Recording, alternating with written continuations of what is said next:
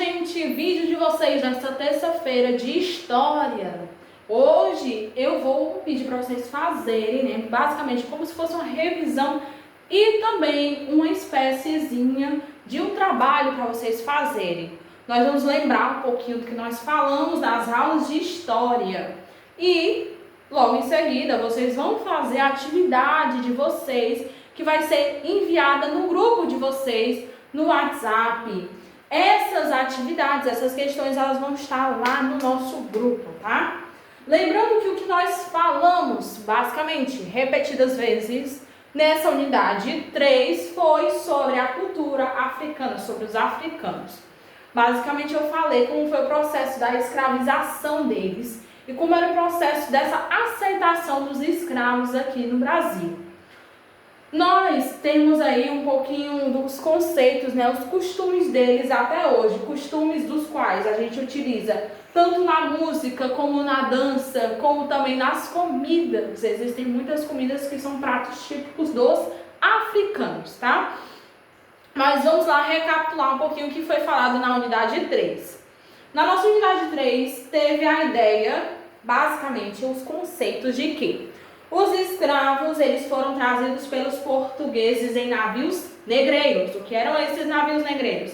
Eram embarcações propícias para vir de grande quantidade toda a mão de obra escrava. Essa mão de obra escrava, esse nomezinho, se refere a esses escravos que vinham para trabalhar sem receber salário nenhum.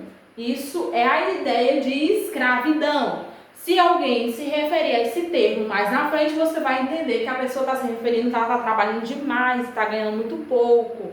Normalmente as pessoas fazem essa referência no dia a dia de hoje.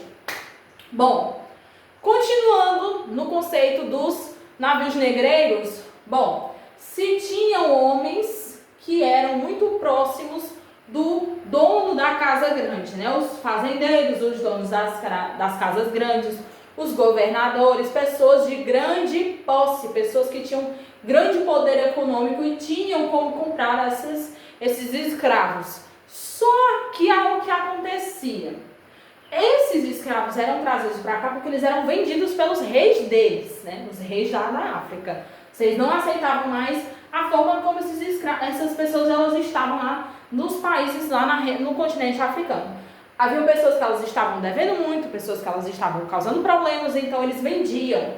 Ao vender homens e mulheres, e até mesmo às vezes crianças que eram filhos dessas pessoas que eles não queriam mais no território deles, essas pessoas que compravam esses escravos, elas tinham todo o poder, toda a posse, todo o domínio daquela pessoa, como se ela fosse um cachorro, como se ela fosse um objeto, e ele podia usar da maneira que ele quiser. Então aconteciam coisas bastante cruéis com mulheres, como também aconteciam coisas bastante cruéis com homens. Homens eram colocados ao sol, amarrados ao sol, deixavam de castigo se por acaso fizesse algo que não era de agrado do seu dono.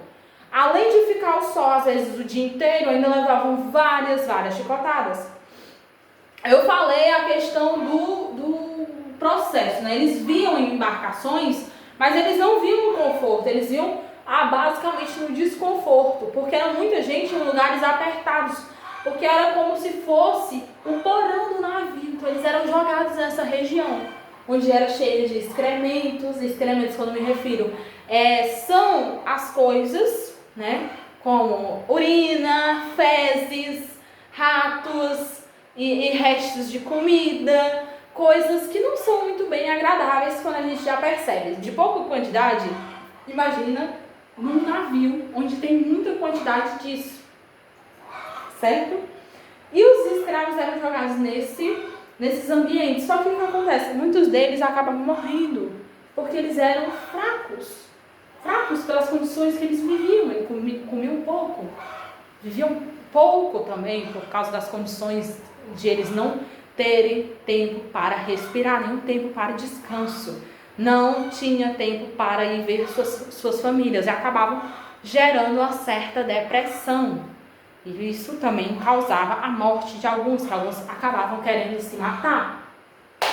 Bom, há algumas doenças Naquela época tinha outros nomes, que hoje em dia a gente já sabe, outros nomes, devido à ciência, que já é outra, os cientistas, mas a gente vai percebendo como muita coisa da história antiga se vincula com a nossa história atual. Nós percebemos muito bem que os africanos deixaram vários tipos de cultura, desde a capoeira, desde certos costumes religiosos, como é a ideia da Umbanda, como também certos instrumentos que eles utilizavam, tanto na Umbanda como na capoeira, que eram os tambores. Muita referência à ideia dos tambores. E também a gente percebe a presença de certas comidas. Eles utilizavam muito a ideia de coisas apimentadas.